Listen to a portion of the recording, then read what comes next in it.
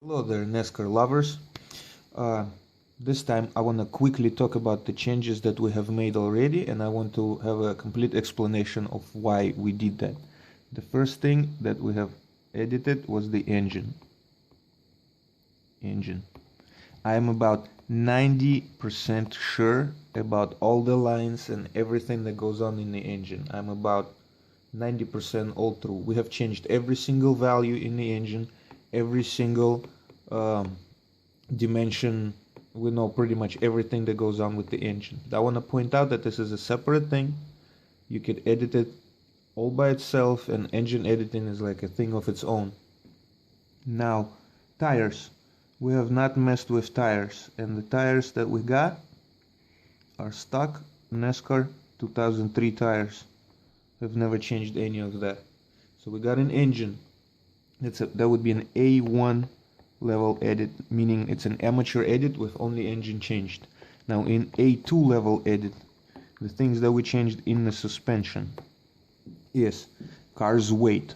And I did a video on weight before, you know. You could watch the previous video and see how the weight affects the vehicle. This is the first thing you want to figure out, is how much your car weighs. Now the other two changes that we made, and I briefly want to touch them, is the frontal area. Let me draw, let's say, a Jeep Wrangler or so with a big frontal area.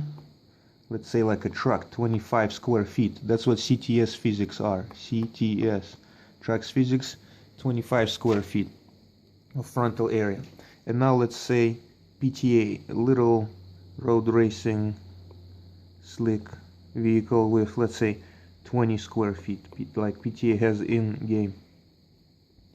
Now basically what it is the size of the body that the air hits when the car is going through the air. This is one dimension. Now the second dimension that we changed, like the second parameter, is drag coefficient. Drag. And that is basically the shape of the car.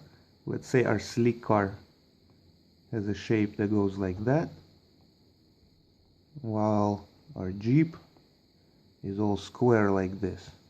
So when the air is passing through, it's easy to see how this one creates less restriction and this one creates more restriction. All this is done to multiply, like this is formula in real life. Frontal area multiplied by drag coefficient will give you drag area, and that is like your overall air resistance efficiency, so to say. And weight, of course, would play in game. So we got 1, 2, and 3 different changes that we made on the chassis section. Let me just discard this one, and I'll quickly draw out what we got. We got an engine,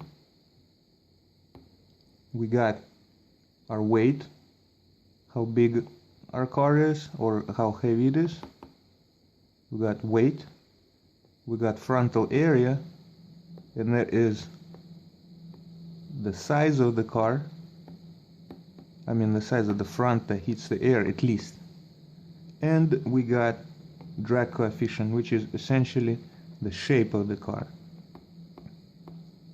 And these are 3 things that we edited. We edited the power plant, how much power we're inputting in this whole thing, and that's separately on the engine.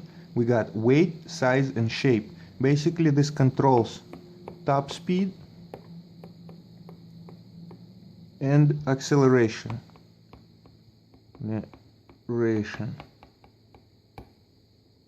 Anyway, this is why I've done it, is so any amateur editor could play around with the engine, weight, size, and shape, and all those together would give you a good field of having small cars, big cars, slick cars, light cars, heavy cars, powerful cars.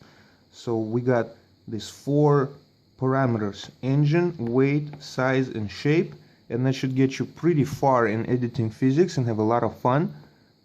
You could target top speed and acceleration performance using this technique. If it was my car and I was making my own project, I wouldn't have started with the body dimensions, because what those are is actually a chassis section, and we got 3 changes, and those are on the car body, as you could say.